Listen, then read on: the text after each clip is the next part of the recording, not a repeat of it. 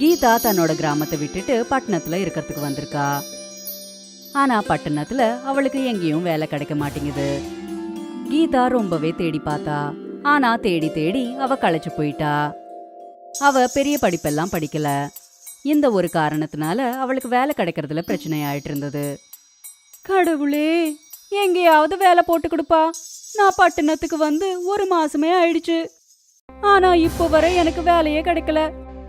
இப்படியே போய்கிட்டு இருந்தா நான் பட்டணத்தை விட்டுட்டு போக வேண்டியதுதான். இல்லனா பட்னியா கடந்துட்டு இருக்கணும். நான் கடைசியா ஒரு வாட்டி வேலை தேடி போறேன். இந்த வாட்டியும் எந்த வேலையும் கிடைக்கலனா நான் திரும்ப கிராமத்துக்கு தான் போய் ஆகணும். கீதா வேலைய தேடி ஒரு ஆபீஸ்க்கு போனா. சார், என்னோட பேரு கீதா. எனக்கு இந்த இடத்துல ஏதாவது வேலை கிடைக்குமா? கண்டிப்பா கிடைக்கும். நீங்க எவ்வளவு படிச்சிருக்கீங்க? சார், நான் 10வது வரைக்கும் படிச்சிருக்கேன். வெறும் 10வது தானா? நீங்க இங்க வேலை பார்க்கணும்னா கம்மினாலும் கிராஜுவேட் ஆயிருக்கணும். ஆனா என்கிட்ட கிராஜுவேஷன் டிகிரியே இல்லையே. அப்படின்னா இந்த வேலை உங்களுக்கு கிடைக்காது. சார், நான் வேற ஏதாவது வேலை கூட பண்றேன். எனக்கு சமைக்க நல்லா வரும். வீட்டு சுத்தம் பண்றது, பாத்திரம் விளக்குறது இதெல்லாம் செய்வேன். ஆனா இது வீட்டு வேலை பாக்குறவங்க பாக்குற வேலையாச்சே. ஆமா சார், நான் வேலைக்காரி வேலை பண்றதுக்கு கூட ரெடி. எனக்கு இதுவே போதும் சார். சரி, ஹவுஸ் கீப்பிங் பண்றவங்க இந்த சிட்டி விட்டு போறாங்க. உங்களுக்கு விருப்பம் இருந்துச்சுன்னா அந்த இடத்துல நீங்க வேலை பார்க்கலாம். சார், ஓகே, நான் பண்றதுக்கு ரெடி. இந்தாங்க, இது என்னோட வீட்டு அட்ரஸ். நாளைக்கு காலையில 10 மணிக்கு வாங்க, சரியா? சரி சார், நான் வந்துருவேன். ரொம்ப நன்றி.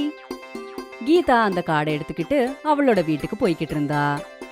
அவளோட மூஞ்சியில ஒரு சின்ன புன்னகை இருந்தது. ஏன்னா இப்போ அவளுக்கு வேலை கிடைச்சிடுச்சு. கடவுளே, உங்களுக்கு கோடான கோடி நன்றி.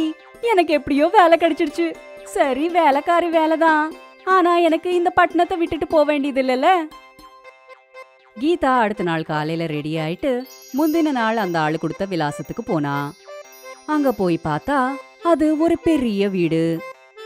கீதா வீட்டு மணியை அடிச்சா. உள்ள இருந்து அந்த ஆளு வந்தாரு. வாங்க வாங்க, உள்ள வாங்க. இதான் எங்க வீடு. அவரு கீதாவை வீட்டுக்குள்ள கூட்டிட்டு போனாரு. அப்புறம் கீதாக்கு கிச்சனை காமிச்சாரு. இதான் கிச்சன். சமையலுக்கு தேவையான எல்லாமே இங்க இருக்கு. நீங்க இன்னைக்கே வேலையை ஸ்டார்ட் பண்ணுங்க. கீதா ரொம்பவே ருசியான பிரேக்ஃபாஸ்ட் சமைச்சா. அப்புறம் பிரேக்ஃபாஸ்ட் எடுத்துக்கிட்டு அந்த ஆளுகிட்ட போனா. இந்தாங்க சார், பிரேக்ஃபாஸ்ட் ரெடி. அந்த ஆளு பிரேக்ஃபாஸ்ட் சாப்பிட்டாரு. அடடா, இது ரொம்ப நல்லா இருக்கு. எல்லா சமையல இவ்வளவு டேஸ்டா நீங்க பண்ணுவீங்களா? எனக்கு சாப்பாடு சமைக்கிறது ரொம்ப நல்லா வரும். அப்படின்னா சரி, இன்னைக்கு இருந்து உங்க வேலை கன்ஃபார்ம். இனி அன்னில இருந்து கீதா தினமும் அந்த ஆளோட வீட்டுக்கு போய் சமைச்சுக்கிட்டு இருந்தா. கீதா அந்த ஆளுக்கு அக்கம் பக்கத்திலேயே இருந்து பிசினஸ்க்கு தேவையான சில விஷயங்களை கத்துக்கிட்டா. அந்த ஆளுகிட்ட சொந்தமா ஒரு BMW கார் இருந்தது. கீதாக்கு கூட அந்த BMW கார்னா ரொம்ப பிடிக்கும். ஒரு நாள் கீதா அந்த BMW கார் கிட்ட போனா. அப்புறம் அத அவளோட கையால தொட்டுட்டு இருந்தா. அந்த BMW காரை அவளோட கையால தொடுறது கீதாக்கு ரொம்பவே பிடிச்சிருந்தது. அவ கடவுள்கிட்ட இப்படி சொல்லிட்டு இருந்தா. கடவுளே, என்கிட்டயும் இந்த மாதிரி ஒரு கார் இருந்தா செம்மையா இருக்கும். கீதா இந்த மாதிரி ஒரு BMW காரை வாங்கணும்னு ஆசைப்பட்டா. கீதா அந்த BMW காரை தொடறத அந்த ஆளு தூரத்துல இருந்து பாத்துட்டாரு. கீதா அவரோட காரை நாசப்படுத்திட்டு இருக்கான்னு அவர் நினைச்சாரு. அவரு கோபமா கீதாவை சத்தம் போட்டாரு. என்ன பண்ற நீ? எதுவும் இல்ல சார், நான் வெறும் தொட்டு பாத்துட்டு இருந்தேன். எவ்வளவு தைரியம் இருந்தா என் வண்டியை தொடுவனே? சார், நானும் இந்த மாதிரியான ஒரு காரை வாங்கணும்னு ஆசைப்படுறேன். வீட்டு வேலை பார்த்து BMW கார் வாங்குவியா? கீதாவை நல்லா கிண்டல் பண்ணிட்டு அந்த ஆளு சத்தமா சிரிச்சுக்கிட்டு இருந்தாரு. அவரு இப்படி கிண்டல் பண்றத பார்த்து கீதாக்கு ரொம்ப கஷ்டமா இருந்தது. இப்போ கீதா எப்படியாவது BMW காரை வாங்கணும்னு தீர்மானிச்சுக்கிட்டா. கீதா இங்க வேலை செஞ்சு இன்னியோட 1 வருஷம் ஆயிடுச்சு. அவளோட சம்பளத்துல இருந்து கொஞ்சம் காசையும் சேமிச்சு வச்சிருந்தா. அவ லோன் எடுத்து ஒரு BMW காரை வாங்கினா. இப்போ அவ எங்க போகணும்னாலும் BMW கார்லயே போயிட்டு வந்துட்டு இருந்தா. சில வாட்டி அந்த ஆளுக்கு சாப்பாடு டெலிவரி செய்யறதுக்காக அவரோட ஆபீஸ்க்கு போயிட்டு இருப்பா. அப்பவும் கீதா தன்னோட BMW கார்ல தான் போயிட்டு இருப்பா. அத பார்த்து எப்படி ஒரு வேலைக்காரி BMW கார்ல வர முடியும்ட்டு எல்லாருமே ஷாக் ஆகி போய் நின்னுட்டு இருப்பாங்க. கீதா கிட்ட இப்போ BMW கார் இருக்கிறதுனால இப்போ அந்த ஆளு எந்த இடத்துக்கு போனாலும் கூட கீதாவையும் தான் கூடயே கூட்டிட்டு போயிட்டு இருந்தாரு. அவ அந்த ஆபீஸ்லயே இருந்து பிசினஸ் மீட்டிங்ஸ்லயும் அந்த ஆளோட உட்காந்து கீதா பிசினஸ்க்கு சம்பந்தப்பட்ட நிறைய விஷயங்களை கத்துக்கிட்டா. இப்போ நானும் நிறைய விஷயங்களை கத்துக்கிட்டேன்.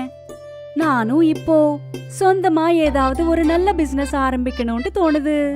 அப்புறம் நான் இந்த வேலையை விட்டுருவேன்.